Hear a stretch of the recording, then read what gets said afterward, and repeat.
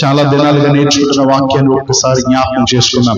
ఏంటంటే దేవుడు ప్రేమ స్వరూపి కనుక ప్రేమ లేనివాడు ఆయన వాడు కాడు కనుక ప్రేమ గురించి నేర్చుకుంటున్నాం. మనం అందరము ప్రేమ కలిగి ఉండాలని దేవుడు కోరుకుంటున్నాడు. అలా కోరుకుంటున్నట్టుగా ప్రేమ కలిగి ఉండడం ఏంటి అంటే వందనాలు చెప్పడం, లేదా కానుక ఇవ్వడమో, భోజనం పెట్టడమో, చీర కొనివ్వడమో, బట్టలు కొనివ్వడమో, సహాయం చేయడం, దాన్ని ప్రేమ అనరు.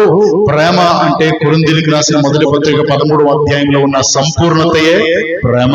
13వ అధ్యాయంలో ఉన్న సంపూర్ణత మనలో ఉంటే మనలో ప్రేమ ఉన్నట్టు అనే విషయాలు నేర్చుకున్నాం. అలా నేర్చుకుంటూ అపోస్తలుడైనటువంటి పౌలు కూడా సంఘం ఎలా ఉండాలని ప్రార్థన చేస్తున్నాడు.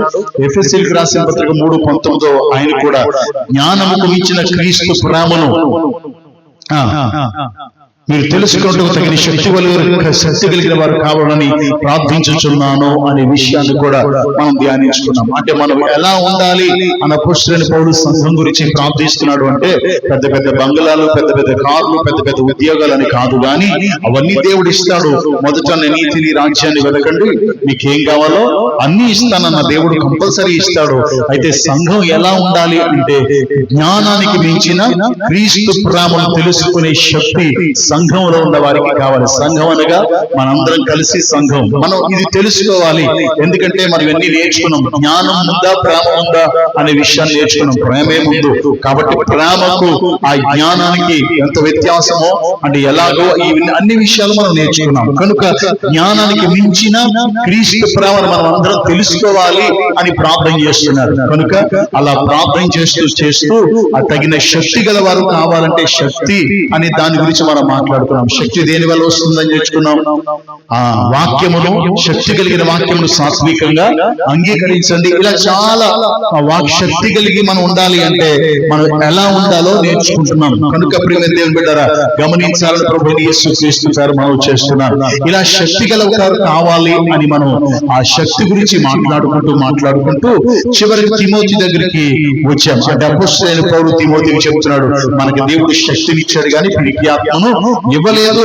దేని ద్వారా శక్తి పొందుకున్నాము అంటే ఇవన్నీ మనకి వాక్యము ద్వారానే.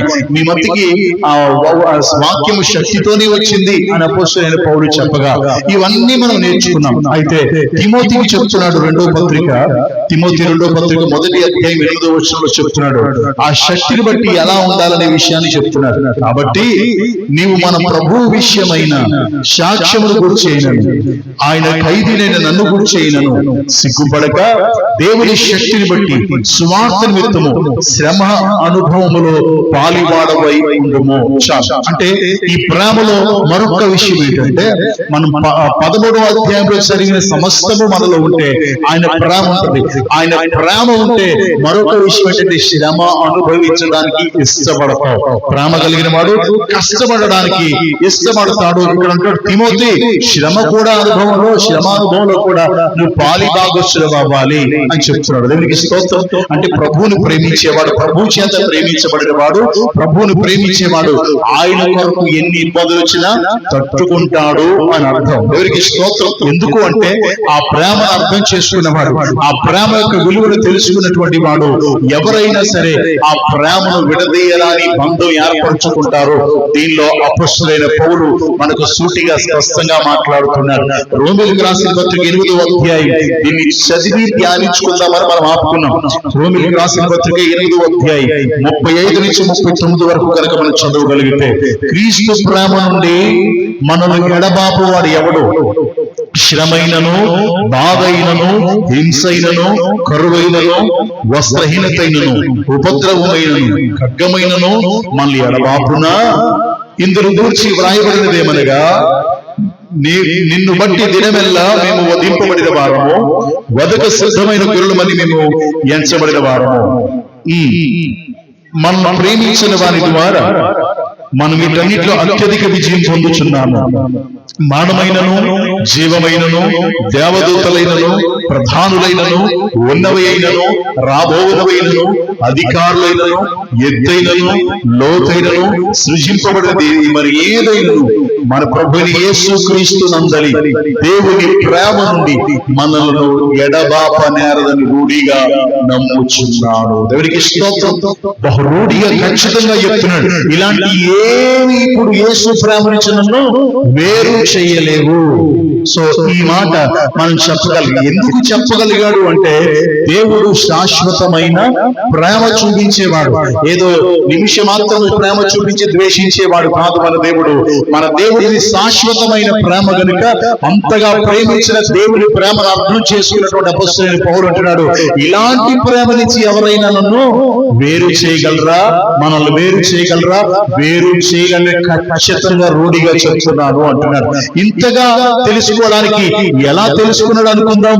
దేవుడు శాశ్వతమైన ప్రేమ ఎలా కనుగొన్నాడు అనుకుందాం అని మనం ఆలోచన చేస్తే మనకి చాలా విషయాలు బయలుపరచబడతాయి. మనం చెప్తున్నాం కదా, జగత్పునాది వేయబడక మునిపే క్రీస్తులో మనల్ని ప్రేమించెను అంటే ఈ మన కంటికి కనబడుతున్న సమస్తము నిర్మించబడక మునిపే, శూన్యంలో సృష్టిని చేయక మునిపే, అంధకారం అనుకున్నప్పుడే, నిరాకారంగా ఉన్నప్పుడే దేవుడు మనలను ప్రేమించాడు.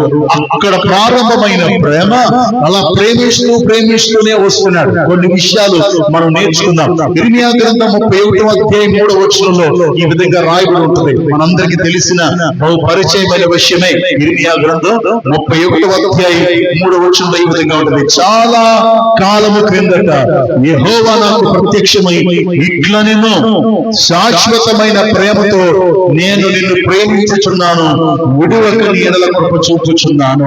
దేవుడు ఒక మాట అన్నాడంటే, ఇంత మాట, శాశ్వతమైన ప్రేమ, నేను చూపించే ప్రేమ ఈ శతాబ్దానికో లేదా ఈ కొన్ని దినాలకు, ఈ నెలకు, సంవత్సరానికి సంబంధించినది కాదు, శాశ్వతమైనది. దేవుడికి స్తోత్రం. దానికి ఆది అంతము లేనిది. ప్రారంభం నుంచి ప్రేమిస్తూనే ఉన్నాడు దేవుడు. మనం ప్రేమించాడు కనుకనే సమస్తాన్ని చేసి ఈ లోకానికి పంపించాడు అని ప్రేమ గురించిన విషయాల్లో, జ్ఞానం గురించిన విషయాల్లో మనం ధ్యానించాం. అంటే దేవుడు శాశ్వతమైన ప్రేమ కలిగిన వాడంట. అయితే ఎక్కడి నుండి అంటే ఆదాము హవ్వలను కూడా ప్రేమించాడు. సో అలా మనం చూసుకుంటూ వెళ్తే ద్వితీయోపదేశకాండం 4వ అధ్యాయం 37వ వచనం, ద్వితీయోపదేశకాండం 4వ అధ్యాయం 37వ వచనం, ఆయన నీ పితరులను ప్రేమించను గనుక వారి తరువాత వారి సంతానమును జ్ఞాపకపరచుకొనెను. ఆయన అనగా దేవుడైన యెహోవా ఎవరిని ప్రేమించాడంట? మన పితరులను ప్రేమించాడు. అక్కడ చెప్పబడిన మాట పితరులను ప్రేమించాను. పితరులు అనగా ఎవరు దేవుడు అని చెప్పుకున్నారు? ఎవరు దేవుడు అని చెప్పుకున్నాడు? నీ దేవుడినైనా నేను అబ్రహాము దేవుడును, ఇస్సాకు దేవుడును, యాకోబు దేవుడును. దేవునికి స్తోత్రం. అబ్రహాముడు ప్రేమించాడు, ఆశీర్వదించాడు. ఇస్సాకును ప్రేమించాడు, ఆశీర్వదించాడు. యాకోబును ప్రేమించాడు, ఇశ్రాయేలుగా ఆశీర్వదించాడు. ఆ మాట చెప్తున్నాడు, నీ పితరులను ప్రేమించినటువంటి నేను వారి తరువాత వారి సంతానాన్ని కూడా ఏర్పరచుకున్నాను. ఇప్పుడు ఇశ్రాయేలు తరువాత కూడా వారందరినీ దేవుడు నా స్వాస్థ్యము, నా సొత్తు, నా జనులు అని చెప్పాడు. అంటే ఇప్పుడు అబ్రహాము, ఇస్సాకు, యాకోబులను మాత్రమే ప్రేమించాడా? వారి సంతానాలను కూడా ప్రేమిస్తున్నాడా? సంతానాలను కూడా ప్రేమిస్తూనే ఉన్నాడు. అంటే ఇప్పుడు ప్రారంభమైన ప్రేమ ఆయన బిడ్డల మీద కూడా, వారి సంతానం మీద కూడా పెరుగుతూనే ఉంటుంది. నాకు యోహాను గారు అంటే చాలా ఇష్టం. మీ ఇద్దరు చాలా బాగా ప్రేమిస్తాం, చాలా బాగా ప్రేమగా ఉంటాం. కానీ వాళ్ళ అబ్బాయి సమూయేలు నా మాట ఎండు కాబట్టి నాకు ఇష్టం ఉండదు. అంటే వారికి మా మధ్యన ఉన్న ప్రేమ ఆయనతో నాతో అంతమైపోద్ది, కానీ ఎదరికి వెళ్ళదు. ఎందుకు వెళ్ళదు? ఆయన ఉన్నంతకాలం వెళ్ళాం, లేదు నేను ఉన్నంతకాలం ఆయన నాకు వచ్చాడు, మా ఇంటికి వచ్చాడు, చాలా ప్రేమ ఉన్నాం. నేను లేదు కాబట్టి బిడ్డలు మాట్లాడరు కాబట్టి వారితో పనే లేదు. ఇది శాశ్వతమైన ప్రేమ కాదు. అంటే కాబట్టి ఇప్పుడు నా దేవుడు మాట వినకపోయినా తన ప్రజలను తన స్వాస్థ్యంగా ఎన్నుకున్న దేవుడు ప్రేమిస్తూనే ఉన్నాడు అనే విషయం మనకు అర్థం అవ్వాలి. అదే ఆ పుస్తకంలో 7వ అధ్యాయంలో 7-8 వచనాలు కూడా చదువుదామా? 7వ అధ్యాయం పేజీ తిప్పుదాం. 7వ అధ్యాయం 7-8 వచనాలు. మీరు సర్వజనుల కంటే విస్తారమని యెహోవా మిమ్మల్ని ప్రేమించి మిమ్మల్ని ఏర్పరచుకొనలేదు. సమస్త జనముల కంటే మీరు లెక్కకు తక్కువే కదా. అయితే యెహోవా మిమ్మల్ని ప్రేమించువాడు గనుక, తాను మీ తండ్రులకు చేసిన ప్రమాణములను నెరవేర్చువాడు గనుక యెహోవా బాహుబలము చేత మిమ్మల్ని రప్పించి దాసుల గృహములో నుండి, ఐగుప్తు రాజైన ఫరో చేతిలో నుండి మిమ్మల్ని విడిపించెను. దేవునికి స్తోత్రం. హల్లెలూయా. మీరే గొప్పలని కాదు అక్కడ చెప్తున్నాడు. మీరు విస్తారమైన జనమేమి కాదు, బహు తక్కువే. మీరు మీరు తక్కువే, మీరు గొప్ప జనమని మిమ్మల్ని ప్రేమించలేదు, మీరు గొప్ప జనమని మిమ్మల్ని ఏర్పరచుకోలేదు, కానీ తక్కువ వారైనా మిమ్మల్ని ఎందుకు ఏర్పరచుకున్నాడు తెలుసా? మీ తండ్రులకు ఆయన ప్రమాణం చేశాడు కనుక ఏర్పరచుకుని ప్రేమించుకుంటున్నాడు. దేవునికి స్తోత్రం. ఇక్కడ రాయబడి ఉంది కదా, లెక్కకు తక్కువే కదా, అయితే యెహోవా మిమ్మల్ని ప్రేమించువాడు కనుక. ఇప్పటికీ ఏం కనబడుతుంది? దేవుని ప్రేమ కనబడుతుంది. అబ్రహామును, ఇస్సాకును, యాకోబును వారందరినీ ప్రేమించాడు. ప్రేమించిన దేవుడు వాళ్ళ బిడ్డలను కూడా ప్రేమిస్తూ ఉన్నాడు, తండ్రికి చేసిన ప్రమాణాన్ని బట్టి. దేవునికి స్తోత్రం. హల్లెలూయా. దేవుడి నామానికి మహిమ కలుగును గాక.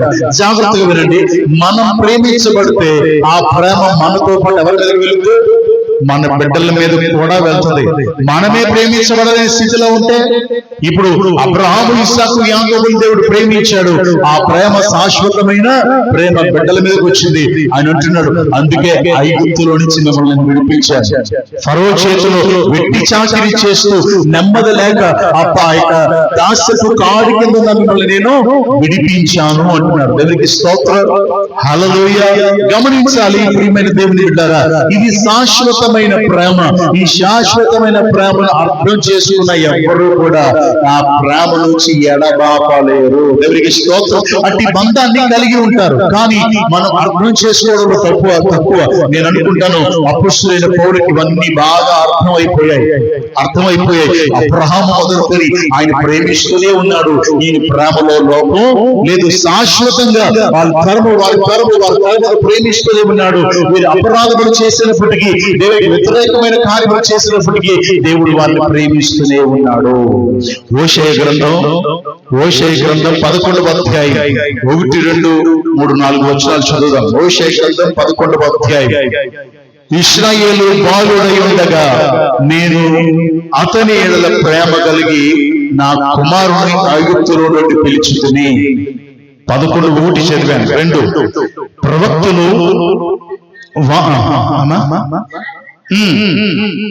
పిలిచినను బయలుదేవతలకు వారు బలుదర్పించిరి, విగ్రహములకు ధూపం వేసిరి.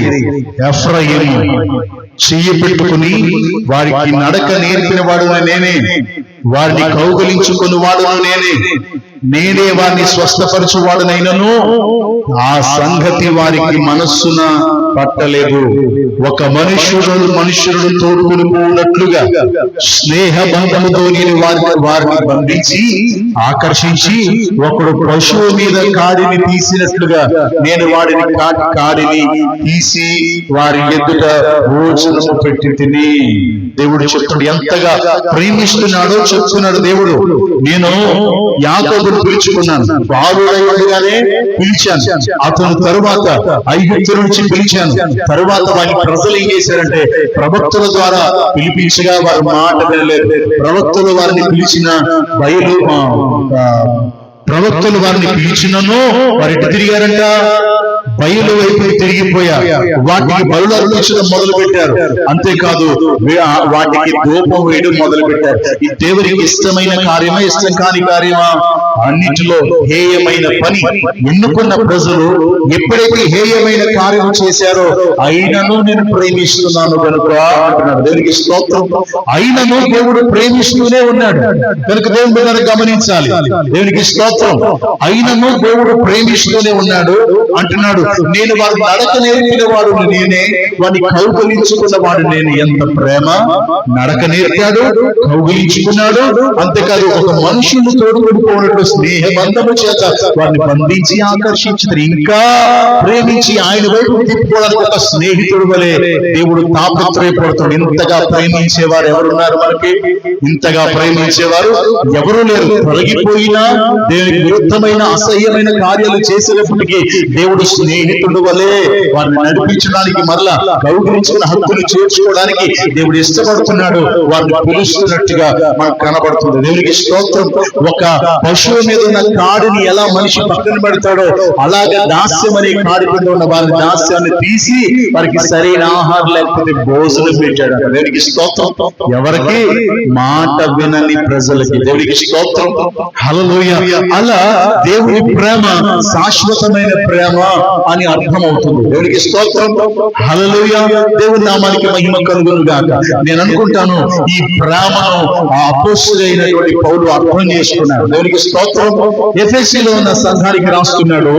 ఎఫెసీలో ఉన్న సంఘం 1వ అధ్యాయం 4, 5, 6 వచనాలు. 4, 5, 6 వచనాలు. ఎట్లనగా తన ప్రియుని యందు తాను ఉచితంగా మనకు అనుగ్రహించిన తన కృపా మహిమకు కీర్తి కలుగునట్లు తన చిత్త ప్రకారమైన దయా సంకల్పము చొప్పున యేసు క్రీస్తు ద్వారా తన కుమారుడిగా స్వీకరించుటకై మనల్ని ముందుగా తన కోసం నిర్ణయించుకొని మనము తన ఎదుట పరిశుద్ధులను నిర్దోషులమై ఉండవలనని జగత్ పునాది వేయబడక మునిపే ప్రేమ చేత ఆయన క్రీస్తులో మనలను ఏర్పరచుకొనెను. దేవునికి స్తోత్రం. అంటే ఇప్పుడు పోయినసారి జగత్ పునాది వేయబడక మునిపే దానిలో ధ్యానించాం. కానీ ఇప్పుడు మనకు అర్థం అవ్వాల్సినటువంటి విషయం ఏంటంటే అప్పటి నుంచి ప్రారంభమైన ప్రేమ ఇప్పటి వరకు కొనసాగుతూనే ఉంది. దేవునికి స్తోత్రం. ఈ ప్రేమను మనం అర్థం చేసుకోలేము. మనం ఏమనుకుంటాం, ప్రభువా పలానాది ఇచ్చాడు, స్తోత్రం, అదే అంతవరకే మనకు తెలుసు. ఎక్కడ ప్రారంభమైందంట? క్రీస్తులో జగత్ పునాది వేయబడక మునుపే క్రీస్తులో మనలను ప్రేమించెను. దేవునికి స్తోత్రం. దశలోనికేయులకు రాసిన మొదటి పత్రిక 1వ అధ్యాయం 4వ వచనం. 1వ అధ్యాయం 4వ వచనం. ఏలయనగా దేవుని వలన ప్రేమింపబడిన సహోదరులారా, మీరు ఏర్పరచబడిన సంగతి అనగా మా సువార్త మాటలతో మాత్రము గాక శక్తితోనూ పరిశుద్ధాత్మతోనూ సంపూర్ణ నిశ్చయతోనూ మీ యొద్దకు వచ్చిన సంగతి మాకు తెలియను. దేవునికి స్తోత్రం, హల్లెలూయా. దేవుని నామానికి మహిమ కలుగును గాక. ఇప్పుడు ఒక ఆలోచన చేద్దాం. దేవుడు జగత్ పునాదికి మునిపే మనల్ని ప్రేమించాడు. మనల్ని ప్రేమించినటువంటి దేవుడు ఆదిలో ఆదాము మొదలుకొని ప్రేమిస్తూనే ఉన్నాడు. నేటి దినం వరకు మనల్ని ప్రేమిస్తూనే ఉన్నాడు. మన కొరకు తన ప్రాణమే పెట్టాడు. మన కొరకు బలియాగం అయిపోయాడు. మన పాప శిక్ష ఆయన మీద మోపబడింది. ఇవన్నీ మనకి బాగా తెలుసు. దేవునికి స్తోత్రం. ఒక విషయం ఆలోచిద్దాం. మనల్ని ప్రేమించకపోతే సువార్త మన వరకు వస్తుందా? దేవుడు మనల్ని ఎంతగా ప్రేమిస్తే, ఎంతమంది త్యాగం చేస్తే సువార్త మన వరకు దేవుడు పంపించాడు. ఎక్కడో ఇశ్రాయేలు దేశంలో యూదా బెత్లెహేములో పుట్టిన యేసయ్య అక్కడ పుట్టి 30 సంవత్సరాలు పెరిగి 3.5 సంవత్సరాల పరిచర్య చేసి మన కొరకు మన శిక్షను అనుభవించి నిందించబడి, దూషించబడి, గేలి చేయబడి, అవమానించబడి, కొట్టబడి, తిట్టబడి, పరకబడి, చివరికి మన కొరకు ప్రాణమే పెట్టేస్తే ఆ సువార్త ఎక్కడి వరకు వచ్చింది? ఆ సువార్త ఎక్కడి వరకు వచ్చింది? ఈ ప్రాంతం వరకు వచ్చేసింది. ఎక్కడ ఇశ్రాయేల్ దేశం, ఎక్కడ మన దేశం. సో ఇప్పుడైతే ఫ్లైట్లు ఎప్పుడు ఏమున్నాయి? సో దేవుడు ఎంత ప్రేమ, ఎంత ప్రణాళిక అంటే ఆ ప్రేమ ఇప్పటి వరకు కొనసాగుతున్నట్ట, ఆగిపోయినట్ట. అప్పుడు జగత్ పునాది వేయబడక మునిపే నిన్ను గురించి ఒక ప్రేమ కలిగి, సంకల్పం కలిగి, ఒక ఉద్దేశం కలిగి ఉన్న దేవుడు ఈ లోకంలో సాగిపోతూ నీ కొరకు సమస్తాన్ని సమకూర్చి నీకు సమస్తాన్ని జరిగిస్తున్న దేవుడు, నిన్ను విడిచిపెట్టక నీ గురించి ఆ మహిమను విడిచి వచ్చిన దేవుడు ఇశ్రాయేలు దేశంలోకి వచ్చినప్పటికీ ఆ సువార్త నీ గురించి ప్రాణం పెట్టిన ఆ రక్షణ సువార్తను నీ వరకు పంపించాడే. ఎంత ప్రేమ! లేకపోతే సువార్త మనకి తెలీదు, లేకపోతే ఏమి మనకి తెలియదు. ఈ టైంలో మనం ఎక్కడుందో అంటే ప్రసాదం నేను కోడి పుంజులు, రైట్? దేవుడు మమ్మల్ని అలా పెట్టలేదు, రైట్? దేవుడు మమ్మల్ని ప్రేమించి ఆ సువార్తను మా కొరకు పంపించి మా పట్ల ఆయన ప్రేమను వ్యక్తం చేశారు. దేవునికి స్తోత్రం. నేను అనుకుంటాను ఈ విషయం పౌలు గారికి బాగా తెలుసు. పౌలు గారు అనుకున్నారు, పూర్వం ఏ క్రీస్తుని ఆరాధించే వారిని చంపేయాలనుకున్నాడో, క్రీస్తుని ఆరాధించే వారిని హింసించాలనుకున్నాడో, హింసిస్తూ ఉన్నాడో, ఏ క్రీస్తుని ఆరాధించే వారిని చెరసాల్లో వేస్తున్నాడో, ఇబ్బంది పెడుతున్నాడో, వారిని అవమానపరుస్తున్నాడో, కొడుతున్నాడో, తిడుతున్నాడో, మా ధర్మశాస్త్రానికి వ్యతిరేకమైంది వచ్చింది అని అనుకున్నాడో, ఎప్పుడైతే దేవుని దర్శన భాగ్యం కలిగిందో, వెలుగును చూడగలిగాడో, పొరలు రాలిపోయాయో, సత్యమును చూడగలుగుతున్నాడు. సత్యములు క్రీస్తు ప్రేమ కనబడుతుంది. దేవునికి స్తోత్రం. ఆ క్రీస్తు ప్రేమను చూసి ఆయన చెప్తున్నాడు, ఈ ప్రేమ నుంచి ఇప్పుడు ఎవరైనా నన్ను వేరు చేయగలరా? అంటే ఇది శాశ్వతమైన ప్రేమ. ఈ శాశ్వతమైన ప్రేమ నీకు అర్థమైతే నువ్వు యేసు నుంచి దూరం కాలేవు. వచ్చి కూర్చుని వెళ్ళిపోతాం శాశ్వతమైన ప్రేమ కాదు. ఆదివారం వచ్చి హల్లెలూయా స్తుతి మహిమ ఒక పాట పాడి ఆకారం కూర్చుని ఒక కానుకేసి వెళ్ళిపోవడాన్ని ప్రేమ అనరు. సో దేవుని బిడ్డారా, ప్రేమ గురించి మనం మాట్లాడుకుంటున్నాం.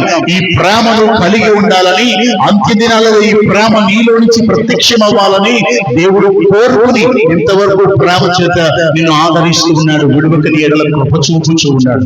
అయ్యా, బ్రతికి ఉన్నామంటే నీ కృప, ప్రేమిస్తేనేగా కృప వచ్చింది. అవును కదా? విడువక నిన్ను ప్రేమిస్తున్నాను, నీ పైన కృప చూపుచున్నాను అంటున్నాడు. దేవునికి స్తోత్రం. హల్లెలూయా. ఆలోచించండి, నిజంగా ఎక్కడి నుండి ఎక్కడికి సువార్త వచ్చింది. మనకి తోమా గారు వచ్చారు, తోమా గారిని చంపేశారు, సువార్త ఆగిందా? దేవుడు మనల్ని రక్షించుకోవాలనేటువంటి ఆలోచన కలిగి తన బిడ్డల్ని ఏర్పరచుకుని వారి ద్వారా ఈ ప్రాంతంలో ఏలియా గారి ద్వారా సువార్త వచ్చింది. దేవునికి స్తోత్రం. హల్లెలూయా. అది ఆగిపోయిందా? ఇప్పుడు బోల్డ్ మంది ద్వారా సువార్త ముందుకు సాగుతుంది. ఇది శాశ్వతమైన ప్రేమ. కానీ ఆనాడు గ్రహించిన ప్రేమ ఈనాడు క్రైస్తవులు గ్రహించలేకపోతున్నారు. వెళ్ళి వచ్చేయడమే కదా అనుకుంటున్నారు. ఆదివారానికి మాత్రమే పరిమితం అయిపోతున్నారు తప్ప క్రీస్తు ప్రేమను అర్థం చేసుకోలేకపోతున్నారు. అర్థం చేసుకున్నాడు అంటాడు, శ్రమ వచ్చినా ఈ శాశ్వతమైన ప్రేమ నుంచి నన్ను దూరం చేయలేదు. దేవునికి స్తోత్రం. హల్లెలూయా. ఇప్పటి వరకు ప్రేమిస్తూనే ఉన్నాడు తెలుసా? నీ కొరకు ఇల్లు నిర్మిస్తున్నాడంటే ప్రేమిస్తున్నట్టు కాదా? ఇంకా ప్రేమిస్తున్నాడు. పైకి వెళ్ళిన తర్వాత ఒడిలో కూర్చోబెట్టుకుని కూడా ప్రేమిస్తూనే ఉంటాడు. దీన్ని శాశ్వతమైన ప్రేమ అంటారు. దేవునికి స్తోత్రం. అంటే ఆదిలో ప్రారంభమైన ప్రేమ ఈ లోకంలోనికి వచ్చి నిన్ను మార్చి పరలోకానికి వెళ్ళినా అక్కడ చూసేది దేవుని ప్రేమ. దీన్ని ఏమంటారు? శాశ్వతమైన ప్రేమ. దేవునికి స్తోత్రం. అపోస్తలుడైన పౌలు గ్రహించగలిగాడు ఈ శాశ్వతమైన ప్రేమను. క్రైస్తవులమైన మనము గ్రహించలేకపోతున్నాము ఈ శాశ్వతమైన ప్రేమ. ఏసు ఇచ్చాడంటే మన కోసం సిలువలో చనిపోయాడు. ఇంతవరకే మనకు తెలుసు. ఎప్పటి నుండి ప్రారంభమైంది ఈ ప్రణాళిక అనేది మాత్రం మనకి క్రైస్తవులకు అర్థం కావడం లేదు. అర్థమైన వాడు చెప్తున్నాడు, మనల్ని ఆయన ప్రేమ నుంచి ఏదైనా ఎడబాపగలదా? అసలు గమనించాలి. దేవునికి స్తోత్రం. హల్లెలూయా. దేవుడి నామానికి మహిమ కలుగును గాక.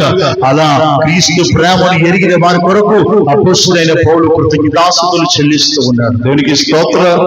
హల్లెలూయా. దేవుడి నామానికి మహిమ కలుగును గాక. ఈ మాటలన్నీ కళ్ళు తెరవబడిన తర్వాత, ఆ మాటలన్నీ హృదయంలో భద్రపరచబడిన తర్వాత ప్రేమ గురించి అద్భుతమైనటువంటి వర్తమానం చెప్తున్నాడు అపోస్తలుడైన పౌలు. దేవునికి స్తోత్రం. యోహాను సువార్త 16వ అధ్యాయం.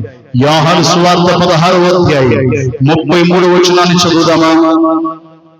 యోహాను సువార్త 16వ అధ్యాయం 33వ వచనం. నా యందు మీకు సమాధానము కలుగునట్లు ఈ మాటలు మీతో చెప్పుచున్నాను. లోకములో మీకు శ్రమ కలుగును, ఆయనను ధైర్యం తెచ్చుకొనుడి, నేను లోకమును జయించి ఉన్నాను. స్తోత్రం. హల్లెలూయా. దేవుడు ఈ మాట అపోస్తలుడైన పౌలు బాగా అర్థం చేసుకున్నాడని నేను అనుకుంటాను. ఎందుకంటే తర్వాత శిష్యులందరూ బోధించారుగా, శిష్యుల పాదాల దగ్గరికి వచ్చాడు, ఇవన్నీ బోధించబడ్డాయి, చెప్పిన మాటలన్నీ బోధించారు. ఇక్కడ అంటున్నాడు, నా యందు మీకు సమాధానము కలుగునట్లుగా ఈ మాట చెప్తున్నాను వినండి. ఏంటా మాట అంటే, లోకంలో మీకు శ్రమ కలుగుతుంది, మీకు ఆశీర్వాదము దీవెన కారు ఇల్లు మీద ఎల్లు మేలు మీద మేలని చెప్పరా దేవుడు. ఏం చెప్పాడు? మీకు శ్రమ కలుగుతుంది. ఈ మాట అపోస్తలుడైన పౌలు విన్నాడు కాబట్టి శ్రమ వచ్చినా అంటున్నాడు. దేవునికి స్తోత్రం.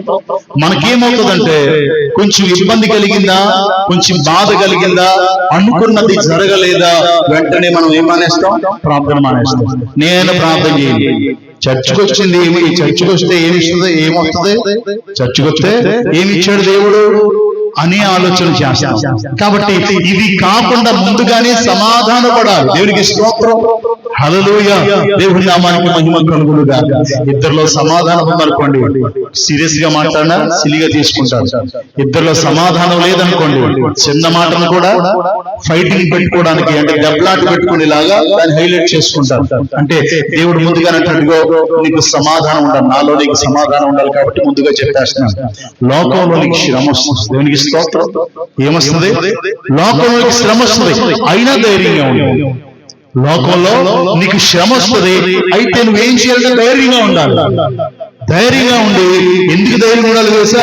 ఆల్రెడీ నేను దాన్ని జయించేసి. దేవునికి స్తోత్రం, హల్లెలూయా. దేవుని నామానికి మహిమ కలుగును గాక. ఏం వస్తుందంటే లోకంలో శ్రమ వస్తుంది, భయపడద్దు, ధైర్యంగా ఉండు. ఎందుకు ప్రభువా ధైర్యంగా ఉండాలి? ఆల్రెడీ నేను జయించాను కాబట్టి ఎవరు ఏమీ చేయలేరు. దేవునికి స్తోత్రం, హల్లెలూయా. ఒకసారి ఒక మంచి పోలీస్ ఆఫీసర్ ఒక సిటీకి వచ్చాడంట. ఒక సిటీకి వచ్చి ఒక సిటీకి ఒక మంచి ఆఫీసర్ వచ్చి అక్కడ ఉన్న రోడ్ షీటర్స్ అందరికీ వార్నింగ్ ఇచ్చాడంట.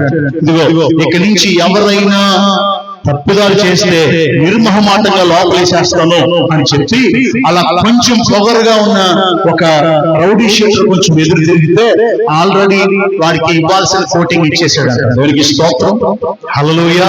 అమ్మ వింటున్నారా? ఆల్రెడీ ఆ రౌడీ షీటర్ ఇవ్వాల్సిన కోటింగ్ పోలీస్ అతను ఇచ్చేసాడు. ఇప్పుడు ఒక రోజు అతని ఏరియాకి ఒక చిన్న పిల్లోడు నడిచి వెళ్తున్నాడు.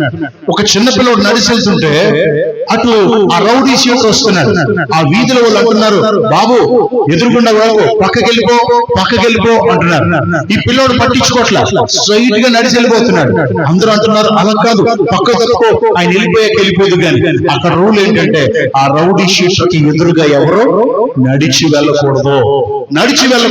ఈ బిడ్డ నడిచి వెళ్తున్నాడు, అందరూ చూస్తున్నారు, ఏమైపోద్దో, ఈ బిడ్డ నడిచి వెళ్తున్నాడు, రౌడీ షీటర్ ఎదురు వస్తున్నాడు, ఏమైపోద్దో అని చూస్తూ ఉంటే ఆ రౌడీ షీటర్ రోడ్డు తగ్గి దిగి తప్పించుకుని వెళ్ళిపోయాడు.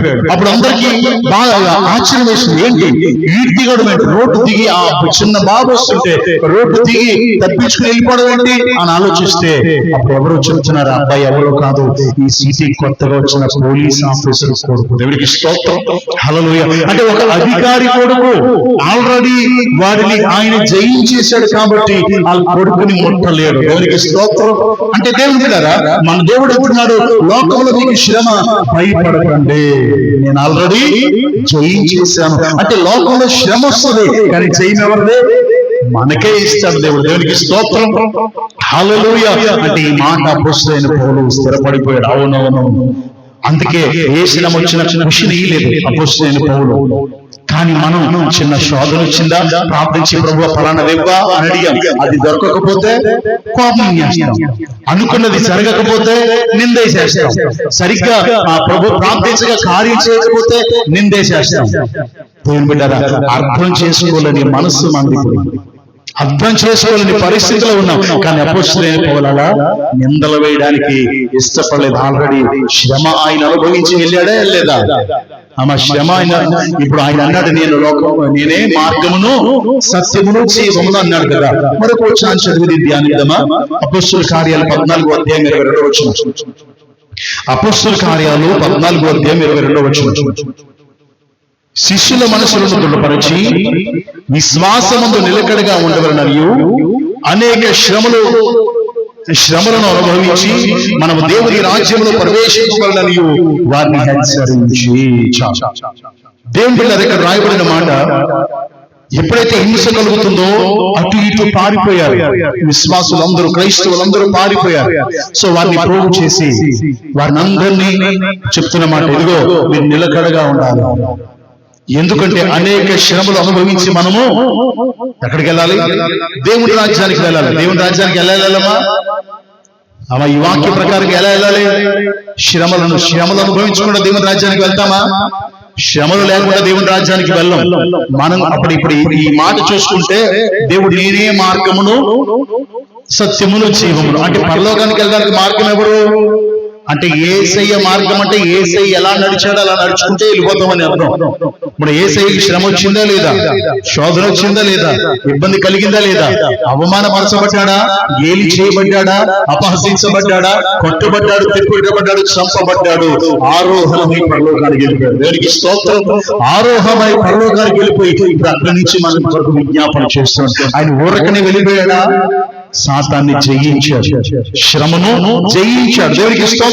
మనందరికీ తెలుసు, కొరింథీయులకు రాసిన పత్రిక 2వ అధ్యాయంలో ఉంటది, మనందరికీ తెలుసు 1వ అధ్యాయం. ఒకవేళ సాతాను కంట యేసయ్య సిలువ వేయబడి చంపడం ద్వారా అందరికీ విమోచన వస్తుందని తెలిస్తే యేసయ్య సిలువ వేయకుండా ఉండేవాడంట. దేవునికి స్తోత్రం. వాడిని సాతాను అనుకున్నాడు యేసయ్యని చంపేద్దామని. యేసయ్య మరణమును గెలిచి మనందరికీ పునరుద్ధానం ఇస్తున్నాడు. దేవునికి స్తోత్రం. హల్లెలూయా. దేవుని నామానికి మహిమ కలుగును గాక. అంటే పరలోకానికి వెళ్ళాలంటే ఏమి రావాలా? శ్రమ రావాలి, శోధన రావాలి, ఇబ్బంది రావాలి. యేసయ్యలాగా ఓర్చుకుంటూ మనం ముందుకు సాగిపోవాలి, జయించుకుంటూ వెళ్ళిపోవాలి. ఇప్పుడు నీ చెప్పే మాట ఇవన్నీ ఎవరికి అర్థమయ్యాయి? అపోస్తలుడైన పౌలుకు అర్థమైపోయింది. దేవునికి స్తోత్రం. హల్లెలూయా. క్రీస్తు ప్రేమను అర్థం చేసుకున్నాడు. క్రీస్తు ప్రేమను అర్థం చేసుకున్న అపోస్తలుడైన పౌలు అనుకుంటున్నాడు. ఇప్పుడు మరొకసారి చెప్తున్న జాగ్రత్తగా వినండి. అపోస్తలుడైన పౌలుకు అర్థమైంది ఏంటంటే ఈ ప్రేమ ఎప్పటి ప్రేమ కాదు అనుకున్నాడు. ఏదో ప్రేమ అంట వచ్చిందంట, క్రీస్తు అంట అందరినీ క్రైస్తవులుగా మార్చేస్తున్నాడు. వాళ్ళ భూమి మీద ఉంచకూడదు, ఏమైనా సరే వాళ్ళందరినీ లైన్ చేయాలి అనేటువంటి దృక్పథంతో సాగిపోతున్న అపోస్తలుడైనటువంటి పౌలు వెలుగును సంధించగా ఆ పొరలని కళ్ళు పొరలు రాలిపోగా సత్యమును చూస్తూ ఇప్పుడు చెప్తున్నాడు. ఈ ప్రేమ ఎప్పటిది కాదు, జగత్ పునాది వేయబడక మునుపే. మళ్ళీ చెప్తున్నాను, మన కంటికి కనబడే సృష్టి అనేది ఏది లేనప్పుడే ప్రారంభమైన ప్రేమ. దేవునికి స్తోత్రం. ఆ ప్రేమ మా పితరులను ప్రేమించింది, మా పితరులను ప్రేమిస్తూ వాళ్ళ బిడ్డలను ప్రేమించింది, వాళ్ళు విడిపించింది, తప్పిస్తూ వచ్చింది. అంతేకాదు మా విమోచన కొరకు ఏ వేదము లేదు. అందరూ పాపము చేసి దేవుడు అనుగ్రహించే మహిమను పొందలేకపోతుంటాడుగా, మా పాపం వల్ల వచ్చే జీతమైన మరణానికి వెళ్ళిపోతుంటాడుగా, మనం మరణించట ఆయనకి ఇష్టం లేక ఆయన అక్కడి నుండి భూలోకానికి వచ్చి మన కొరకు 33 సంవత్సరాలు బ్రతికి మన కొరకు యాగమై ఈ సమస్తము ఆ ఇశ్రాయేలు దేశంలో జరుగుగా అది మనకు ప్రచురం అవడానికి అక్కడి నుంచి ఇక్కడ వరకు సువార్త వచ్చింది. దేవునికి స్తోత్రం. అంటే ఆయన ప్రేమ అర్థమైంది. అంటే ప్రేమ శాశ్వతంగా ఉందా, మధ్యలో ఆగిపోయిందా? శాశ్వతమైన ప్రేమతో దేవుడు ప్రేమిస్తున్నాడా? అపోస్తలుల కొరకు అర్థమైంది. అంటే నా కొరకే వచ్చాడా, నా కొరకు ప్రాణం పెట్టాడా, ఈ సువార్త ఇప్పుడు నాకు అందుతుందా అంటే నన్ను రక్షించడానికి తన బిడ్డలను ఎన్నుకొని ఎంత తాపత్రయపడుతున్నాడు. ఇందాక మనం చెప్పిన ఇశ్రాయేలు ప్రజల్ని ఎంత దేవుడు స్నేహితుడిగా ఆకర్షించి చేర్చుకుంటున్నాడంట. అలా మనల్ని కూడా దేవుడు చేర్చుకుంటున్నాడు. దేవునికి స్తోత్రం. అది మనకు అర్థం కావట్లేదు. ప్రేమ అంటే తక్కువలో కోరేయడమో, వాళ్ళకు చేరుకునేవడమో, ఆ వచ్చినప్పుడు పప్పులు ఎట్టడమో, లేదా వెళ్ళిపోయేటప్పుడు డబ్బులు ఇవ్వడం, ఇది కాదు ప్రేమ. ప్రేమ అంటే 13వ అధ్యాయంలో సంపూర్ణంగా మనలో ఉండే ప్రేమ. దేవునికి స్తోత్రం. కొరింథీయులకు రాసిన మొదటి పత్రికలో 13వ అధ్యాయంలో ఉన్న సంపూర్ణత ప్రేమ. ఆ ప్రేమ కలిగిన అపోస్తలుడైనటువంటి పౌలు చూడగలుగుతున్నాడు ప్రేమను. ఇది శాశ్వతమైన ప్రేమ. ఇప్పుడు ఈ శాశ్వతమైన ప్రేమ నుండి నన్ను ఎవరయ్యా వేరు చేసేది అంటున్నాడు. అంటే నేను చెప్పే మాట ఏంటంటే ప్రేమ గురించి కొన్ని నెలలుగా నేర్చుకుంటున్నాము, కొన్ని నెలలుగా నేర్చుకుని ఏదో ప్రేమ అంట అనుకోవడం కాదు. నిజంగా ఈ ప్రేమ నీకు అర్థమైతే, ఇది శాశ్వతమైన ప్రేమ నీకు తెలిస్తే, దేవునికి స్తోత్రం. ఇప్పుడు నశించిపోతున్న నన్ను, నశించిపోతున్న మిమ్మల్ని వెంటాడి వెదికి పట్టుకుందా లేదా? లోకంలో సాగిపోతూ లోకానుసారంగా జీవిస్తూ లోకంలో ఉన్న వాటిలో మిళితమైపోతున్న మనల్ని వెంటాడి వేరు చేస్తుందా లేదా? మన కొరకు ప్రాణం పెట్టిందా లేదా? ఆ రక్తంలో కడుగుతుందా లేదా? ఇదంతా చేయడానికి కారణం ప్రేమ. దేవునికి స్తోత్రం. ఈ ప్రేమను అర్థం చేసుకున్నాడు అపోస్తలుడైన పౌలు. ప్రేమ గురించి సంపూర్ణంగా బోధించాడు అపోస్తలుడైన పౌలు. తనలో ఉన్న ప్రేమ గురించి చెప్తున్నాడు. దేవునికి స్తోత్రం. హల్లెలూయా. అప్పుడు ఈ సంపూర్ణం అర్థమయ్యి అప్పుడు చెప్తాడు. రోమీయులకు రాసిన పత్రిక 8వ అధ్యాయం 35వ వచనం. క్రీస్తు ప్రేమ నుండి మనల్ని ఎవరు ఎడబాపగలడు? చాలా ఒక్క నిమిషం చదువుదాం. ఇప్పుడు చెప్తున్న ఈ వాక్యాన్ని పరిపూర్ణంగా వచ్చే వారం మళ్ళీ మనం ధ్యానించాం. ఇప్పుడు నేను చేసింది ఏంటంటే శాశ్వతమైన ప్రేమ ఎవరు తెలుసుకున్నారు? అపోస్తలుడైన పౌలు తెలుసుకుని ఈ రోజు మనం తెలుసుకునేలా చూపిస్తున్నాడు పరిశుద్ధాత్మ దేవుడు. ఆ శాశ్వత ప్రేమను అర్థం చేసుకున్న అపోస్తలుడైన పౌలు అంటున్నాడు, ఈ క్రీస్తు ప్రేమ శాశ్వతమైన ప్రేమ. ఇప్పుడు నన్ను వెతికి పట్టుకుని నేను పడిపోకుండా జారిపోకుండా నాకు సహాయం చేస్తూ తిరిగి పరలోకానికి నేర్పించే వరకు నన్ను వెంటాడుతుంది ప్రేమ. ఇది శాశ్వతమైన ప్రేమ. అక్కడ కూడా ప్రేమిస్తుంది నన్ను. అంటే అక్కడ ఏం చేస్తుంది? ఒళ్ళు కూర్చొని పెట్టుకుంటుంది, నాతో ముద్దులాడుతుంది. అది కదా నా దేవుని ప్రేమ. ప్రారంభం మొదలై అంతం వరకు కనబడేది ప్రేమ. ఈ ప్రేమని శాశ్వత ప్రేమ అంటాం. అది మనం కలిగిలేం, మనం చూపించలేం. అది చూపించాలనేదే అపోస్తలుడైన పౌలు తపన. అందుకే సంఘం గురించి ప్రార్థన చేస్తున్నాడు. ప్రభువా, నా సంఘంలో ఉన్న వాళ్ళు పెద్ద పెద్ద ఉన్నతులు అయిపోవాలి. ప్రభువా, వీళ్ళు పెద్ద పెద్ద గొప్పలు అయిపోవాలి. వాళ్ళ ఇంట్లో 20 కేజీలు బంగారం, వీళ్ళ ఇంట్లో 20 ప్రార్థన చేయడం లేదు. జ్ఞానముకు మించిన క్రీస్తు ప్రేమను వారు తెలుసుకుని శక్తి కలిగినట్లు ప్రార్థన చేయుచున్నాను అంటున్నాడు. దేవునికి స్తోత్రం. ఎప్పుడైతే ఆ ప్రేమను వెరిగి ఉంటావో అపోస్తలుడైన పౌలులా చెప్తావు, క్రీస్తు ప్రేమ నుండి మనల్ని ఎడబాపు వాడు ఎవరు? అసలు ఎవరైనా ఎడబాపగలరా? అసలు ఆలోచన చేద్దాం. మనం చిన్న బాధ వస్తే, చిన్న శోధన వస్తే ఏం మానేస్తాం? చర్చ మానేస్తాం, ప్రార్థన మానేస్తాం కదా. అనుకున్నది జరగకపోతే ప్రార్థన చేస్తావు, ప్రభువా వెళ్తున్నాను, ప్రభువా నాతో రా, వెళ్ళావు, పని అవ్వలేదు, అది నీకు మేలు కాదేమో, అది నీకు యోగ్యమైనది కాదేమో అని అంచవు. దేవుడు నాకు చేయలేదంతే. లేదా శ్రమ, శోధన, ఇబ్బంది, అనారోగ్యం వచ్చింది, దేవుడు నాకు చేయలేదంతే. దేవుడికి ఏం చెప్పమా? డాక్టర్ గారి దగ్గరికి వెళ్ళావు, డాక్టర్ గారు అన్నారు, అమ్మ నువ్వు మసాలా ఫుడ్ తినకూడదు, అయ్యా నువ్వు మసాలా ఫుడ్ తినకూడదు, డేంజరు, లోపల ఇన్ఫెక్షన్ అయిపోయింది, బాగోలేదు అంటే శుభ్రంగా వెళ్ళి ఫంక్షన్కి వెళ్ళి మసాలా ఫుడ్ తినేసి ఇంటికి వచ్చి దేవుడు నన్ను ఇలా చేస్తున్నాడు. దేవుడు చేయుడు, నువ్వు తిని తెచ్చుకున్నావు కదా, దేవుడు చేసింది కాదుగా. ఏది వద్దన్నారో, ఏది నీ శరీరానికి పడదో అది తినేసి దేవుడు నన్ను ఎందుకు ఇలా చేస్తున్నాడు అంటే ఆలోచన చేయాలి. దేవునికి స్తోత్రం. దేవుడి మీద నెపం మోపడానికి మనం ఎవరమో సరిపోము. మనం చేసిన విధేయతలు, మనం చేసిన వ్యతిరేకమైన కార్యాలు జ్ఞాపకం చేసుకోవాలి తప్ప దేవుడిని అనడానికి మనం సరిపోము. ఇక్కడ అంటున్నారు, క్రీస్తు ప్రేమ నుండి నన్ను ఎవరు ఎడబాపగలరు? చదువుతారు. శ్రమైనా, బాధైనా, హింసైనా, కరువైనా, వస్త్రహీనతైనా, ఉపద్రవమైన, ఖడ్గమైన మన ఎడబాపునా. ఖడ్గం అంటే మరణమే కదా. సో మరణం వచ్చినా ఎడబాపగలదా? అసలు ఈ ఎడబాపే శక్తి దేనికైనా ఉందా? దేవునికి స్తోత్రం. మనకు ఫంక్షన్ వస్తే ఏముంటది?